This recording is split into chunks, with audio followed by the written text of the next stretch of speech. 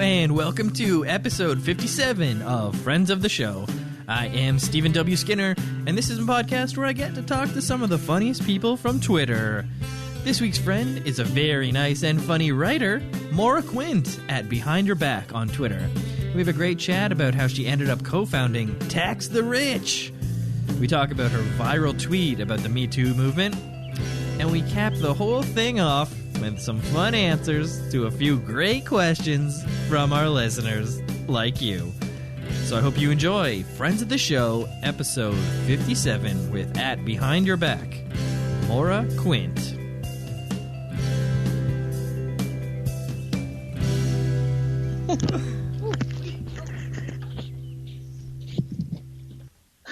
I just tried to cross my legs and with my foot yanked the headphones right out of my ears. Okay, so, I wasn't sure what just happened there. I was like, did she fall off a cliff? That's a popular move these days. I know, but I wouldn't want to upstage anyone else. It's it's somebody else's thing. So now we're all good. We're ready to go. Volume sounds good. Levels are good. Great. And then can you hear the theme?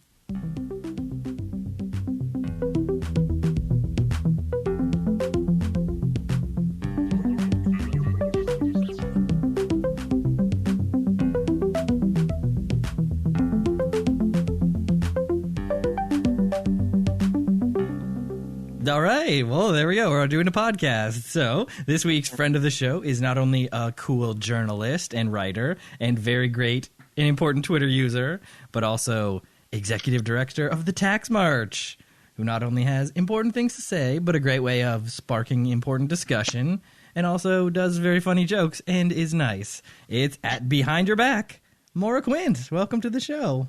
Hi. Thank you. Please don't call me nice on air. That's going to completely ruin all of my my cred, basically. Is that still a word? I don't even know. But is it? Yeah. I don't know. What is the new word for cred? I am not the person to be asking here. I'm completely out of every single loop. I can basically tell you if it's been memed to a point. That's about it. That's all I've got. That's all you know. But you're if I walk into a high school right now, I won't know what anyone's saying at all. That's true, and it is scary and how quick it changes. It could be something from today that everyone's talking about, and you just have no idea. Yeah, it's pretty nuts out there. Meme culture. I don't know too much about it, but apparently TikTok. You got to be on that if you want to. Right. See, I know nothing about that, and Twitch too. That's another one I keep seeing that I know nothing about. And in fact, today I was having a conversation in my group DM, so I'm cool like that. You're on certain channels, yes. Yeah, but they were talking about what YouTube videos they like to watch, and I don't watch YouTube videos at all, and I felt completely oh, okay, that's it. Now I'm just officially old. I live in Florida now.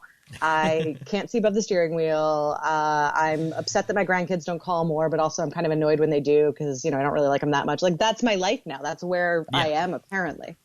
It is pretty wild, though. Twitch is for gamers, so that's a part of it. And then TikTok is just, I was reading something about it, and it's just lip syncing. It's a few categories of videos, but it's all dominated by the algorithm.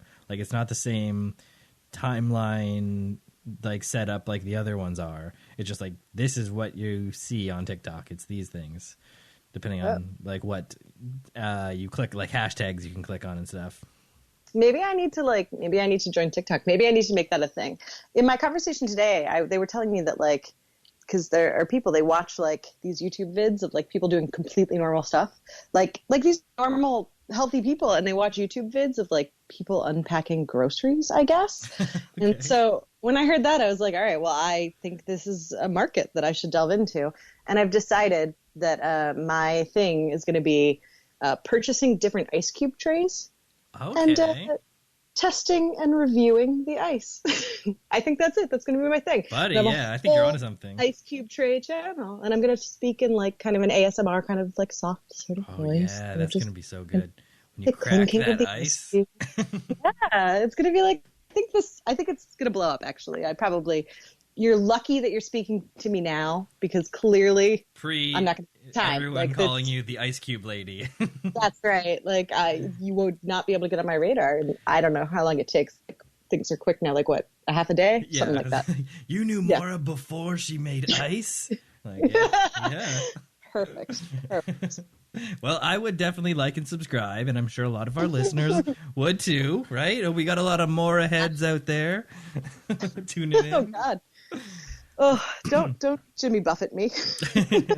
Well, it is funny. I was like looking you up, which is weird, right? Like, but for the podcast, had to get some links, right, to put in the show notes. So I linked to some of your articles here on Thrillist. Is that you writing some? Oh gosh, yeah. Is that a while ago? Those aren't the like articles I would post. Those are like ads. Yeah, those are all like sponsored posts. What those are is. I know an editor there, and sometimes he will throw me one of those because they pay well. Oh, I got you. Yeah. Those are the the pay ones. Mm-hmm. That's definitely not the important ones, like I was mentioning top of the show. Those are more like what you're working on now, right? Right. Yes, that's kind of mortifying that Thrillist came up, but yeah, that is me. It did came up. It's sort of weird. I wanted to talk to you about, like, you know, because you're a verified Twitter user. You're, you know, out there, journalist, writer, and all that. So people are Googling you, and it's interesting to see what the other comes up. You know, the fill in, the autofill. So quotes is the top one. So everyone wants to get your quotes. That's nice. Okay. I like that. So that's good. And then Twitter, obviously. This is the very top. Wikipedia, bio, New Yorker. Age, everyone wants to know. That's interesting. And then behind your back, that's your Twitter handle, of course. And then the very bottom one is husband. Everyone wants to know. Complicated, yeah. So that's okay. I was just I realized the other day that like no one has ever asked me for a picture of my feet, which is how I know that I'm not actually famous at all in any way. Like I'm nothing. What? I don't exist. The moment someone asks me for a picture of my feet, I'll be like, oh, I'm a thing now. I'm a person. Okay. Okay. And would you do that? Would you send the feet picture? You're gonna send it? You know. Depending on who it was. In that moment, frankly, you know, my feet are not special. They're not interesting. But at the same time, if that's what somebody likes, you know, more power to them. Yeah, especially if they hit the jackpot and got that very rare pre-Ice Cube lady Maura feet pic. Honestly, everyone listening should clearly be just hitting me up for feet pics right now. This is definitely going to be a thing. You're going to know your pre and post this episode posting by the number of feet pic DMs that you get. What have I done? This is terrible. Can we start over? No, it's the podcast audience. They're wild for the feet pics. And I'm interested in it. I know people who sell the feet pics. Like, why not? Good hustle. Really? Is that a thing? Like you can sell feet pics? Oh yeah, for sure. Those people who DM and want the feet pics, they're willing to pay, especially if you know they want yours specifically. What is the market like? What do you? I don't know. It varies depending on, you know, who the patron is, right? So you get these patrons who are, you know, the feet pic requesters. And I don't know how you get hooked up with them, but maybe they just reach out and DM you, or there's certain sites you can go through. But yeah, you get hooked up with one of these guys. They want the feet. You have the feet. You take the pictures of the feet. There's a transactional part of it. And then everyone's happy. Steven. You know a little too much about this process. I mean, look, I'm not going to blow up your whole spot here, but like that. No, I do seem to know a lot about it. Yeah, it's okay. Nothing to be ashamed of. We don't kink shame here. You do what you want to do. Yeah, I think my feet are fine. Good enough looking. Maybe I should just throw some samplers out there. Just a few Instagram pics with just like the top of my ankle showing, maybe. We call that toe fishing. Yeah. Toe fishing. I'm going to get into it. What was I going to say? Oh, so what other important pieces have came up on my Twitter search? Oh, your viral Twitter thread about men not assaulting you came up. Yeah, I think that's the thing I'll be known for now, at least. So it was of course on Twitter, viral Twitter thread. And so there was an article written about this Twitter thread. I guess it was, wildly popular, went viral. Tell us, the listeners a little bit about it.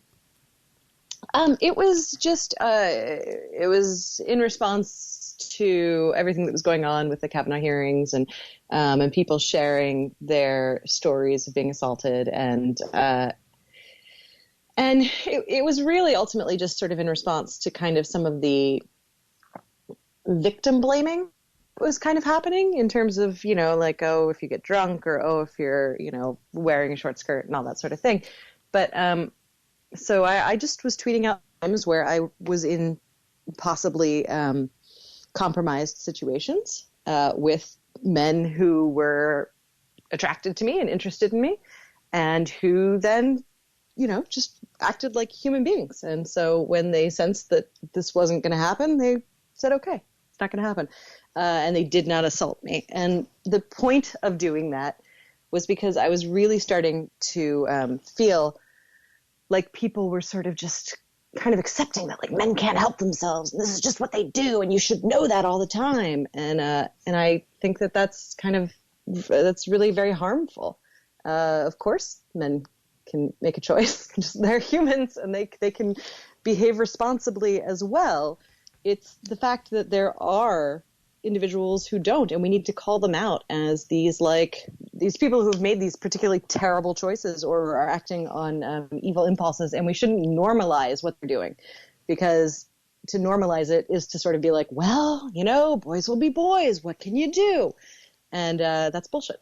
That's just absolute bullshit. Yeah, there was a lot of that boys will be boys or whatever, that in the Kavanaugh hearings, like this sort of when it reached its like fever pitch, like with the testimony, right, of the doctor. And it's such a tricky situation. But I think that what your thread here did was allow people to, open up a new side of the discussion, maybe, right? Like to spread the focus, so it's not just about that. Yeah, that was, I mean, look, the thread, I had no expectation of writing a viral thread at the time. I was like drinking with a friend. We were like on, like a quote unquote, it was, she and I both have kids, and the two of us just took our kids to this cabin in the woods, and the kids were asleep, and we were like chugging vodka and wine and just talking about all this shit. And I got all riled up, and I just started tweeting. So it's really actually like a wonder that the thread was actually legible in any way. But, I was just sort of, I was just fired up, and it really spoke to people. And I think it spoke to people because it's something very obvious, but it just wasn't being said. So I think a lot of people felt like, yes, right, that, it was nice to see. And the responses that I got from it were really, really interesting. And I heard from some young men who were like, going to college and stuff, saying, I mean, like, I heard from one young man who was like, thank you so much, because I was starting to feel like I was the weirdo for not assaulting women. Like, this must be what guys do. And like, it was just nice to be grounded in the fact that, no, this isn't what guys do. This is what like monsters do.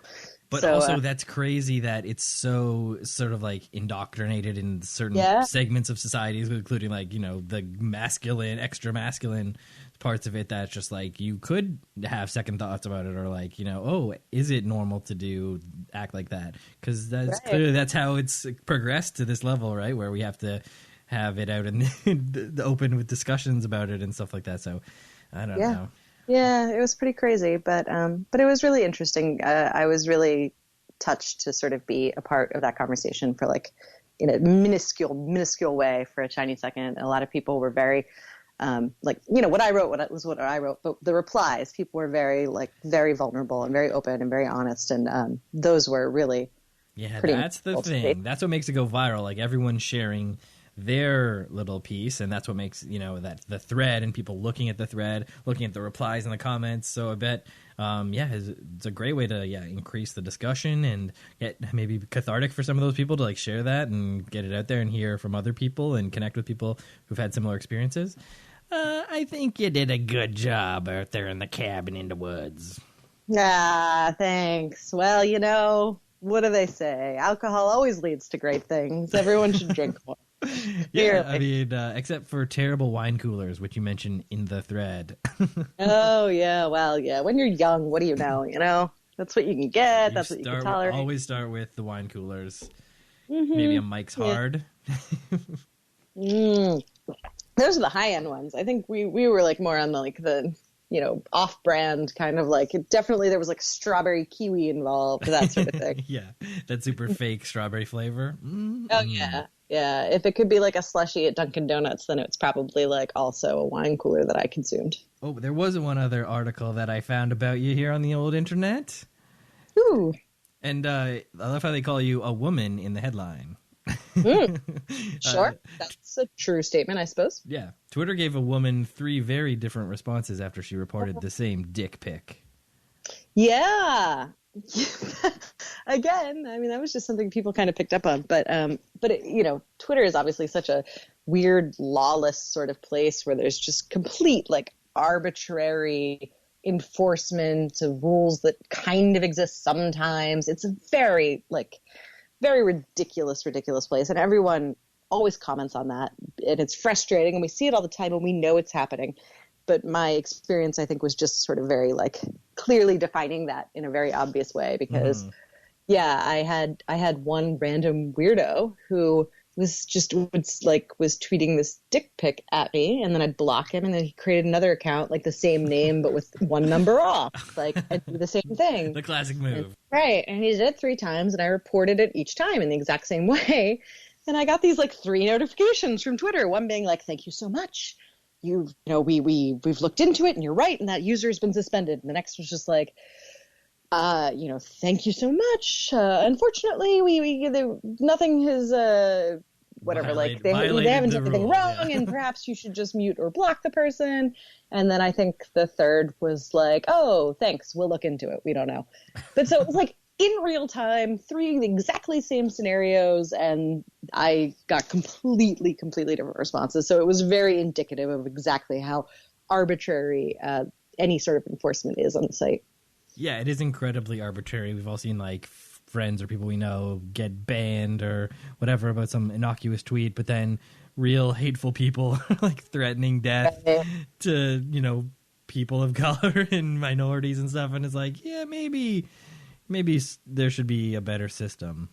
Yeah, they definitely have not figured it out. And they, it's very frustrating in a million ways, but yeah, I think it's just because it's so ongoing. Like it's been a problem. Well, it's ongoing, and they don't even they're not honest about it at all, ever. And I think that this is like a thing that we see just sort of like across the board in any sort of institution right now.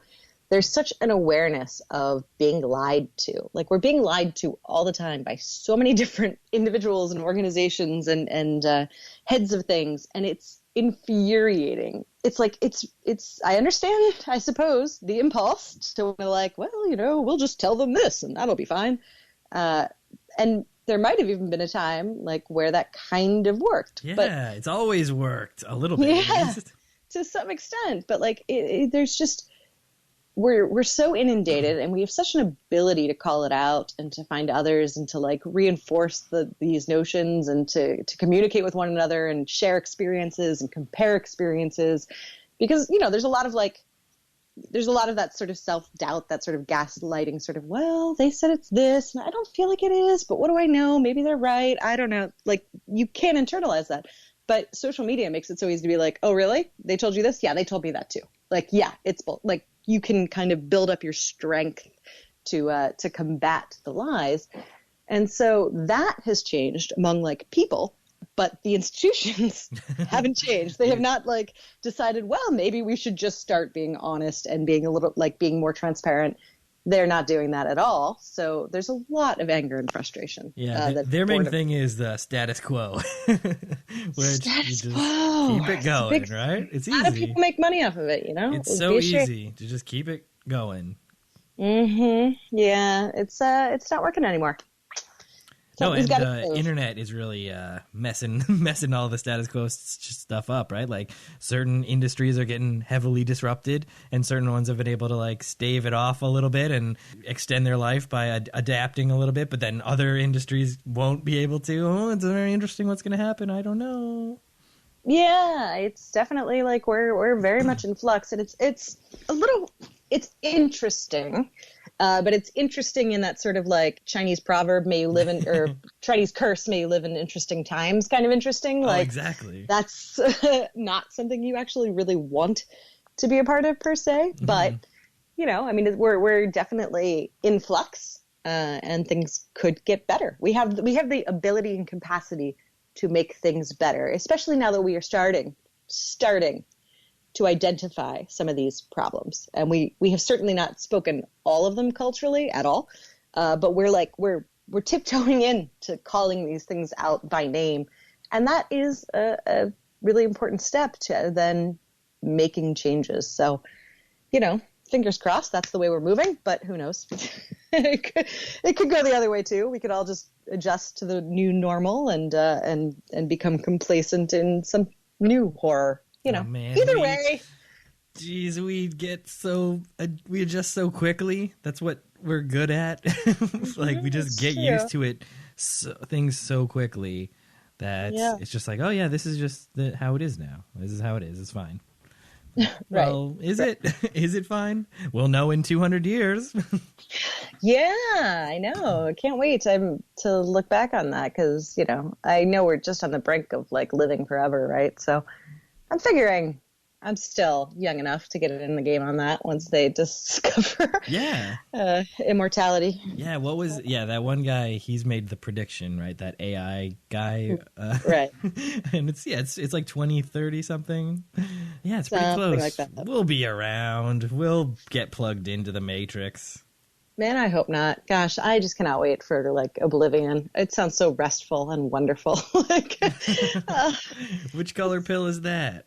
I mean, I'll take them all. One of them will work. Just a handful. You just grab both pills from Morpheus. Hey. Red pill, blue pill. Well, I don't know. Nobody talks about purple pilling, or maybe they do. I don't know. I don't go on all the Reddit threads, but like, I don't know what happens if you mix them together. You don't go on the Reddit threads. What threads do you go on? What are your main sources? What are your websites? What are your top www.earls?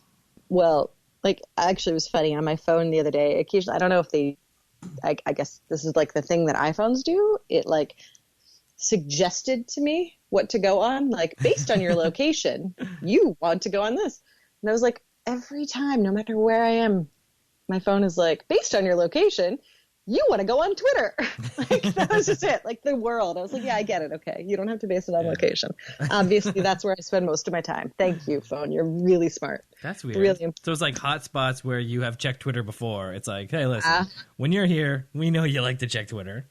Yeah. I mean, like, I guess that's helpful for people who are like, oh, every time they're in this area, they have to look up a direction or something like. So it's like, oh, when you've been here before, you've found this map. Oh, okay. I suppose that maybe that's doing that for other people. Definitely. But for me, it's just reminding me that I have an addiction and it's terrible and I should probably see it. Yeah, that was made very plain to me with some of these new advances with the iPhone, such as the screen time report. I don't know if you subscribe to the weekly screen time report, but I don't want to know that. It is eye-opening.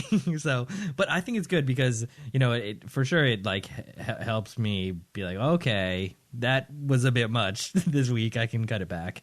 And then, you know, it's like it's like a learning thing, you know, like I didn't realize that it was that many hours or that many, like tells you how many times you pick up your phone or whatever. It's like, wow, ooh, those stats. Right. It's like, you know, the pedometer that's just running in the background. You're like, you can check it. Be like, oh, it was, 15,000 steps. Yeah, that's pretty good.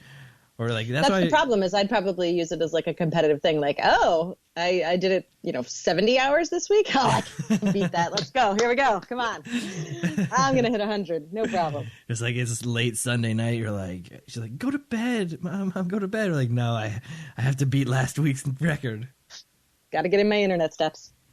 Yeah. You got to get them in. So Twitter, obviously, number one website. You do it. You use it the most. What are your B ones? You got an Instagram? Taking some photographs? I have an Instagram. I don't go on Instagram much. I try to use it like just to sort of post things sometimes for myself, but I tend to avoid Instagram because it tends to like, it bums me out a lot. So I just try to stay away from it. It's like, it's just, everybody's beautiful and doing something wonderful. And like, their lives look gorgeous all the time. And everybody has like a perfect shot with their baby, or we're just in France, or like, look how beautiful they look in this dress, or whatever. I don't know. It's just like every time I'm on, I'm like, yeah, okay, great. Everybody is fantastic. And I am a disgusting, ugly, boring old hag, but like, that's fine. No, good for them. Good for them though. Like it's too much. So I try to avoid it. Yeah, because it seems to be the more popular thing now. And I think I know. What that's the only reason I like go on it. I try to be like stories, part of the world. Yeah, I've never even done the stories. Exactly. So stories are the new thing. That's what's taking over. That's what everyone's watching. And it's sort of like what Snapchat used to be, or I guess it still is. Snapchat's still around, but basically nobody uses it unless they come up with a cool filter. And everyone's on Instagram, but everyone's still doing the stories. So it's like a bunch of little videos and pictures, and they're all edited with like text and filters and overlays and stuff to like, so it's more of like for some people, it's like everything they do, is on their story. Right. So you follow their like lives. So that's sort of the difference. It used to be just, yes, pictures of beautiful people and people on vacation, like a lot of beach shots. But now it's more of sort of like the everyday, sort of more like live Facebook status updates, but pictures and text. So what you're telling me is I should utilize this for my new Ice Cube reviewing. You got to be on Instagram if you're going to be anything in the Ice Cube game. Okay, this is good to know. Thank you. I'm taking notes here. Yeah, I'm taking notes too, because I wasn't really big in Instagram either, but I've sort of recently started using it a little bit more, and it is it's good. Follow the right people, watch the right stories. It's nice. Do you follow people you know, or do you follow like celebrities and stuff? Yeah, mostly people that I know. Yeah, okay. Yeah, so not too many celebrities, but I know my wife follows some some celebrities just for the fun of it, like Reese Witherspoon. Entertainment, it's always sure. nice to know what Reese Witherspoon's up to. Why not? Why not? Big Little Lies on HBO coming soon. Are you getting paid for that? Because you should totally get paid for that. I'm going to start slipping these ads in and then ask for it in retro. I think that works. Yeah, they definitely hand that over. Yeah, it works, right? It's like a post contract. Or like, yeah, we noticed a huge spike after the episode dropped. You should just send them a bill. Like if you just send it to accounting and just like per the agreed upon like advertisement, this much time was devoted, and then just send it to accounting. And I feel as though that's like a 50-50 chance they might just pay it. I mean, why not? So that's something that I was wondering about. So for you're like a writer. You've been published, right? You're a published writer. You've made your own invoices, have you? Yeah, lots. Right? Yeah, you send in invoices, you open up Word or whatever, and like it's whatever your LLC, you have an LLC or something? Or I had to get an EIN for one client that I did, but yeah. Mm-hmm. So I've done all those sort of things, but that's all kind of new to me. I always was like salaried employee, and I just filled out my W-2 and that was it. So this whole world, I was like, oh gosh, like staying on top of who you have to bill and for how much and when is its own job. Yeah, the admin of it, the businessy side, it's like way more involved when you're doing it for yourself. You gotta type it up. You gotta mail the person. You gotta hound them when they don't pay. That's the biggest part. Yeah, you have to stay on top of who hasn't paid you, and then like politely but annoyingly be like, so I'm so sorry. I thought I am just, if you could maybe just pay me, that would be great. Like, this is Jeff calling on behalf of Mora. We're just looking for payment real soon on that invoice. I have never faked a voice, but I like where this is going. This is good. This is, again, I am available. Taking notes. Yeah, I know. How much do I have to give you? Like 10%, or what's the deal? Oh, like an agent? We'll work something out. I'll figure out how much it's worth to you after. So my post billing system. I'm gonna get a bill just for getting this idea right now. I understand.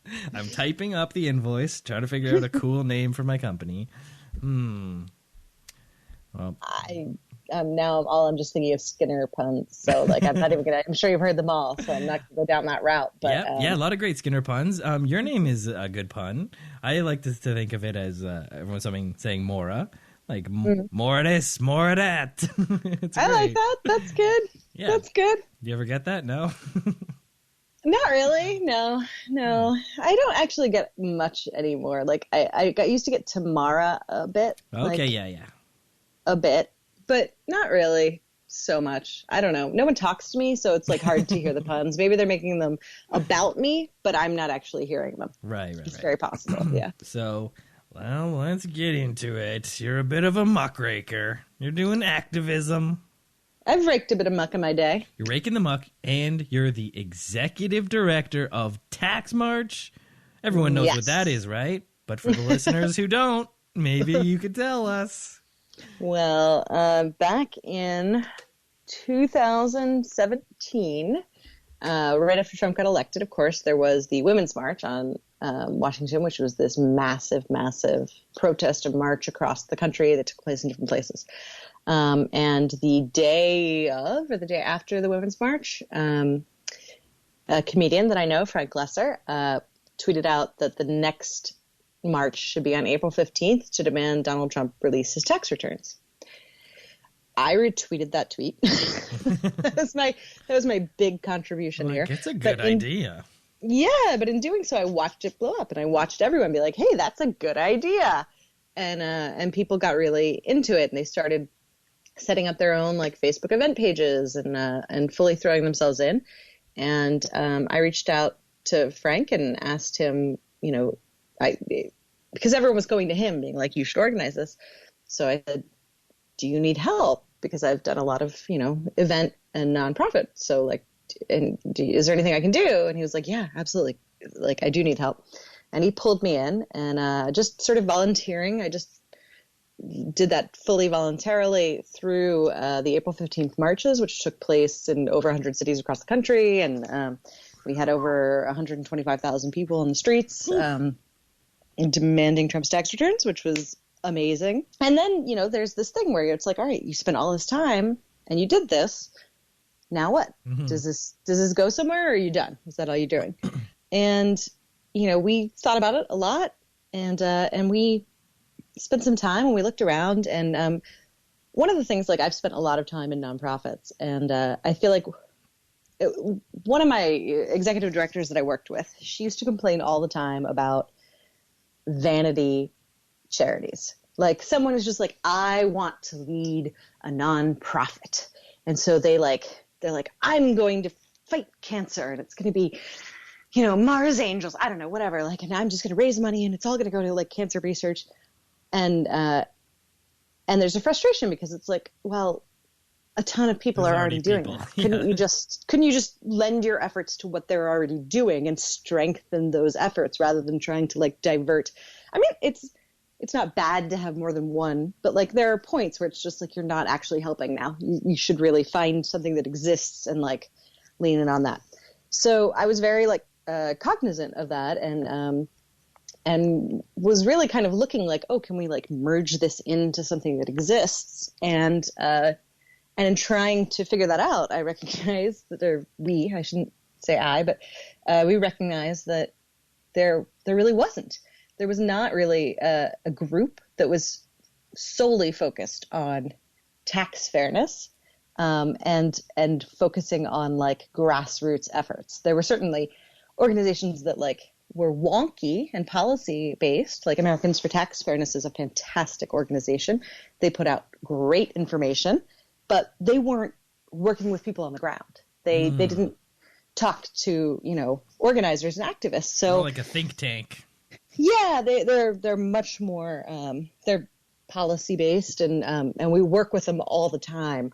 But they had their lane that they were in, and so looking at like, all right, who is speaking to people on the ground in communities across the country, that's where there didn't seem to be anyone. Not who was doing it regularly. Like people would delve into taxes sometimes, but it was not their primary issue. So we decided like, all right, well, that's what we'll do. We will merge this into like talking about taxes and tax fairness. And, what we found very quickly, I mean, I don't have any sort of background in this per se. I was learning as I went. And the more I learned, the angrier I got, which tends to happen. And what I was finding was that like there are so many people across the country who were like fully devoted to activism and social change and economic justice, like and racial economic justice. And they were very aware and very thoughtful about it. But when you go to the segment of just taxes, there's a much smaller chunk of people who feel like they can talk about it, because the idea of our tax system seems so like unwieldy and complicated that it like a lot of people just kind of avoid it. Like they'd rather not talk about it because they feel like they don't know enough to talk about it. Yeah. So they feel like unqualified to speak. And, you know, unfortunately, that has never once bothered the people actually making policy. They've never worried that they were unqualified to be doing this. They just sort of dive right in. And so, you know, our mission has been to kind of just inform people and give them tools to be able to feel confident in speaking, because most people already know. They know what's wrong and they know what needs to happen. They just didn't have like a place to take that. So, you know, we are trying to basically empower people to speak about these issues and to speak out about things that they already know to be unfair and to be wrong and things that need to change.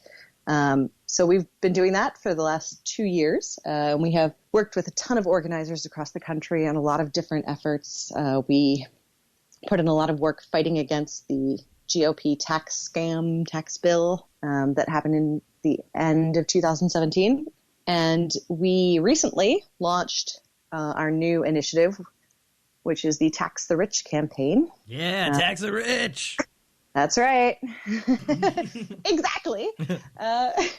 You know, that's really it. Like we decided, you know, in kind of looking at that, we did a bunch of polling and we found that people across the country, regardless of their political affiliation, believe that we should be taxing the rich more. Like it was like 90% of Democrats, I want to say 70% of independents, and like 60% of Republicans, which means the vast majority of Americans It's a lot. believe that we should be taxing the rich. And yet politicians are doing the opposite. So we want to give a voice to all of the people who know what needs to be done. And we may want to make it a priority so that, you know, politicians in D.C. actually have to start listening. They can't just avoid or make worse this issue. They have to actually address it, and they actually have to create some positive change. So that's what we've been doing. Wow, that is so great, and I applaud your efforts. You have very great work. Keep it up. I'm up here in Canada, and I'm just like, yeah, do that, because what's going on is not great, and this is a key part of it. It started off with the tax forms, but then that opened up the door with their whole tax scam, and like whenever I see any stats on it, it's just mind-blowing. Like what they cut versus a single tax break for a single corporation or a single like percentage of Americans. But like if you just by 0.01 on 0.5% of like the richest people, you could like solve your Medicaid and pay for all these other things. Like it's pretty insane. It is insane. And we have so many fantastic people and organizations advocating for really incredible change. And many have been doing so. I mean, like, we look at this sort of progress or this, like, wave that we had in 2018 when we had all of these, like, new people elected into the House, many of whom are, like, finally willing to speak out about stuff. And they are fantastic. And there are also these activists and organizations who have been around for decades and decades and decades. This is not a new thing for them. They've been pushing this stuff for a really long time. And the things that they are working towards, a lot of them are, will need to be funded. And so, one way to fund them is to tax the rich. When we have an increase taxing the rich, we can do more things to help more people. So it's really a no-brainer. It's just really a very, very simple thing. So simple, so obvious. And those people who are writing those history books 100 years from now or whatever, they're going to recognize it when they're like, oh, of course they ended up with the old fair tax plan eventually. Eventually, yeah. I mean, this is the two paths diverged in the woods place. Like, we're either going to begin to fix some of these systems or recreate, I should even say, some of these systems, because I don't know, fixing them implies that they were ever like really working. Like been happening, yeah. Since like days of yore. Yeah, we're not in a Make America Great Again place. We're in like a let's create a great America place. There's that status quo that comes and gets you. Yeah. But, we also could just like go the route of completely like really making those gaps between the wealthy and the non-wealthy grow and grow and grow until there's, I guess, just sort of mass death and misery or an uprising or, Oh, yeah, maybe that. I guess that's... that sounds fun, and I would love to see it. But, we're just in the pocket of big guillotine there, really. Like, that's just sort of its own capitalist endeavor. Well, we don't know because, we are at that part of the cycle where empire's gonna crumble. But are we in enough of a global society now that that's maybe not gonna happen? We can break the cycle? I don't know. There's a lot of X factors currently, so... I don't know either, and it's certainly not, it's not contained to the U.S. Like, no. I kind of wish it were of a sort, but it's not. It's definitely global, and and that's what you're saying. The old interesting times dilemma, right? A little too interesting. There's a lot to be said about Trudeau as well, and it's not ideal there either. It's not great. Yeah. We've touched on him, but not a lot of. I guess guests are too up on the Canadian politics scene, but mostly when you hear about it, it's bad. So I'm guessing you're hearing all the bad things. Oh, I mean, I can't pretend that I am well informed about Canada. I'm sorry. I can sing all of O Canada if that's helpful. Oh, but... and en français as well? Oh, no. Terre de nos aïeux. I'm not going to keep going. To learn it. You got to learn the French version. It's so fun. It didn't even occur to me, but of course there's a French version. But I've never even heard it. We got that of everything. Right. Of course. Yeah. So, so what's the main problem that Trudeau's doing? The pipeline? That's a bad one. Oh, I don't know what the main problem is. I don't follow it that closely. I know obviously. Well, I shouldn't say obviously. I could understand the argument certainly that most people might make, which is that Trudeau is vastly better than certainly what we have here, and I would also agree with that. But there's a lot of neoliberalism there as well, and neoliberalism is not going to get us anywhere good. There's problems all over, so hopefully maybe by the time this podcast drops, they'll all be solved. Sure, yeah. You're holding out on 40, 50 years before this one's airing, or what's the deal? I can hold on to this if necessary. I can bottle it. It's okay. We're all going to live forever now, so it's fine. Putting it in the vault, folks. Sorry. But then when you crack it open in the utopian future, it'll be a great listen. Right. It'll be a fun, remember when everything was terrible? Ha ha ha, what rubes. Yeah. More grapes, Horatio. Perfect. All right, so we did it. We've talked all the things, and now we get to the questions from Twitter. Oh, my. Bum, bum, bum. So thank you to everyone who sent a question to @FOTSPod on Twitter. Be sure to send a question to a future guest because it's fun. And the first question comes to us from Todd Papi Carlos. I'm talking about @the Todd Williams, friend of the show, great bass player, huge rock star up here in Canada, very hilarious on Twitter, and everyone should be following @the Todd Williams. Definitely. I agree. I've met him. He's legit. Ooh. He is legit. Legitimately a person, or legitimately a person, a human person, a very incredibly nice, funny. Todd, not a bot. That's what he could Not a bot. You heard it here. Prove me wrong. All right. So, Todd has asked questions 3. So let's take these one at a time. Question number the first. Why are people so stupid? This is open to interpretation. Sure, yeah. Well, because that is how God made us. I think mostly we probably have all been dropped as children, so it's we had nowhere to go from there. Oh, the old drop theory. I know I've dropped a baby. Who hasn't dropped a baby? I'm kidding. I haven't dropped a baby. You can trust me with your babies. I don't think that you can't trust someone who's dropped a baby. I mean, they're going to work a lot harder to not drop the next one, right? I guess that's true. Post-baby drop people are probably the best people to They're give the a baby. safest people to hand your baby to. But the moment that one baby hits the floor, you hand them the other one. So the old baby drop theory. I guess, yeah, I'm maybe. Go with that. Yeah. Okay. All right, question number 2 from Todd. Do you have any felony convictions? Not that I know of. Not in this country. Oh, slightly evasive and interesting answer. Just want to keep you coming back. Wait, but which country are we talking about? Canada or the U.S.? Because we're in each right now. Ooh, this is an international call. Yeah. There are a lot of countries in the world. I'm not going to limit it just here to North America. That would be elitist and exclusionary. There are lots of options here. I have a passport. I've been places. Ooh, could be anywhere. Maybe, Todd, you need to follow up. All right, and the final question from Todd is, cat or dog? How long does this show go? I'm just going to have to think about this one for a really long time. You're allowed to think about it. We have some time here. Am I allowed to think about it? You are allowed to think honestly, about it. I don't, there's no right answer to this question, and there's no way for me to answer honestly, because they both annoy the fuck out of me at times. So I don't know where to go with that. But let's say dog, because there's one outside, and maybe he'll hear this and he'll get pissed off, and I don't want to go through that.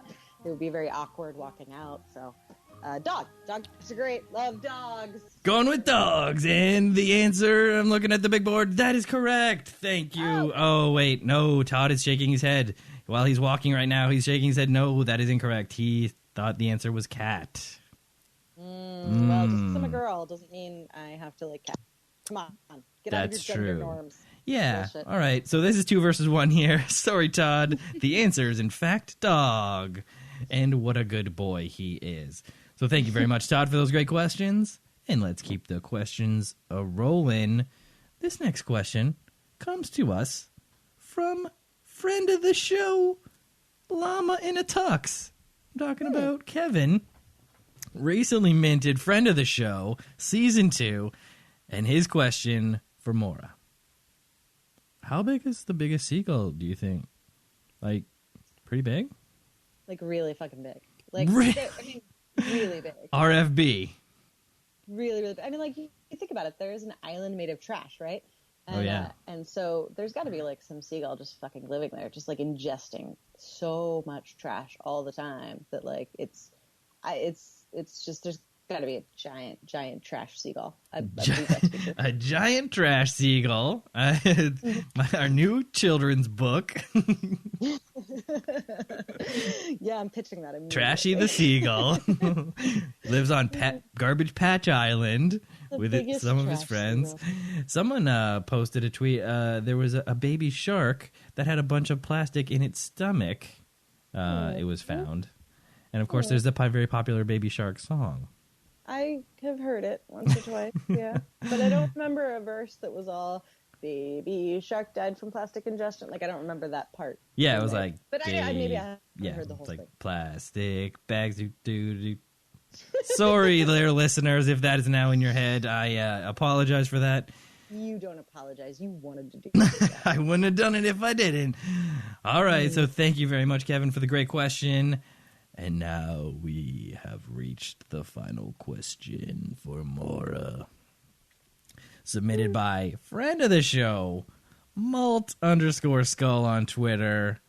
One of the great guys from Finland. What gives you the most happiness these days? I think your impression of healthcare is probably the happiest I've been in some time. So. I don't know if I nailed it, but my ringtone. That was great. I really do. I want my ringtone to be you saying what gives you the most happiness in like a deep, terrifying, vampiric. Vampiric. Yeah, it had undertones of that. Definitely.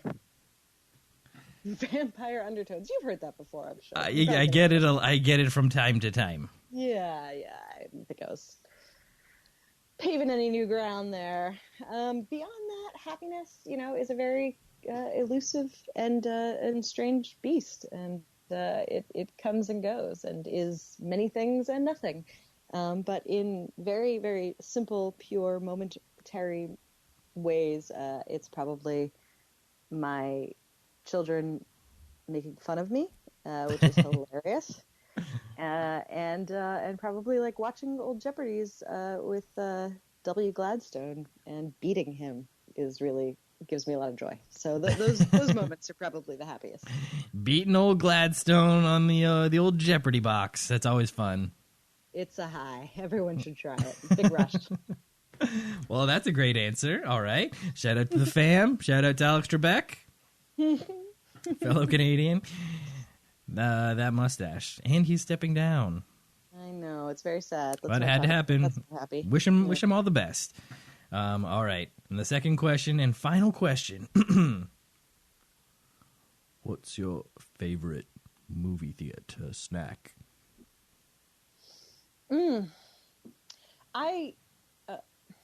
It is the disgusting, terrible, completely indefensible movie theater nachos with like the gooey, like terrible cheese and the little overly salty, like just hard, stale rounds of like, I suppose what are supposed to be tortilla chips. They're absolutely disgusting. I never get them, but Fostitos. It's also like somehow the best thing in the world. If you hit it at just the right moment, it just is a little bit like what I assume heroin is. I don't know. There's just like that's what you think heroin is. Just a cheesy nacho. We need to get you down to Hastings Street. Look, if anyone wants to, give me some heroin, I guess I can compare. But for right now, this is what I've got. He said movie theater snack, not movie theater smack. Oh, yeah. Very good, very good. All right. Well, thank you very much, Malt, for the great questions. And thanks again to everyone who has sent in a question to @FOTS pod on Twitter. Follow for all your friends of the show stuff. All right. Maura, you know what? I think we did it. You satisfied? Do you have any questions? Do you have anything you want to add? I have a lot of questions, but I'll keep those to myself for now. Zip it. I appreciate it. This is very nice, and thank you everybody who asked a question.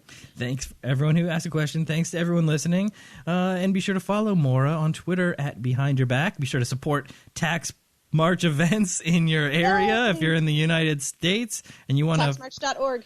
Taxmarch.org if you want to fight injustices for all the people who aren't rich. Yeah. This is some Robin Hood level shit, guys. Yeah. Who didn't love that? Everybody wanted to be the fox. It's great. Oh, that's one of my favorites. It's the best. It's definitely the best. It's right up there. I mean, so good. The songs, the music. Mm-hmm. It's wonderful. So, let it inspire you. Let you carry your childhood into adulthood and do good things, and also just, I guess, watch that movie a lot. Yeah, watch the movie. Check it out on the Disney channel. Just the Disney one, though. Like, none of the other Robin Hoods. Just that one. Have our own version. There we go. Wow. Nice. Roger's great. Everyone got to go check out that movie. We're talking about Disney's animated Robin Hood. I hope you're going to send Disney an invoice now. Also, oh, dang it. Disney should not mess with them. Cut me in on that, too. Well, Maura, thank you so much for being on the podcast. And now I will play the podcast theme and we'll say our goodbyes. Thank you. Thanks. And, I'll see you on Twitter. See you online doing the jokes. I'll be around. You'll be around. And any listeners, you'll be around too. So, thanks, Maura. Thank you. Bye. Bye. Well, that's it. I hope you enjoyed this week's episode with Maura. Do follow @BehindYourBack on Twitter for more fun and great updates about taxing the rich. And if you follow @FOTSPod on Twitter, you are a very good listener. Tweet at us and get a follow back. Please follow me on Twitter @SkinnerSteven. I am desperate. If you want more friends of the show, head over to www.stevenskinner.com for all the old episodes, or check us out on Apple Podcasts, Spotify, or wherever you get your podcasts. Thanks to Ruby Coast for the music. Thanks to Kyle I. Davidson for the theme. And thank you so very much for listening. I am Stephen W. Skinner saying, have a great one.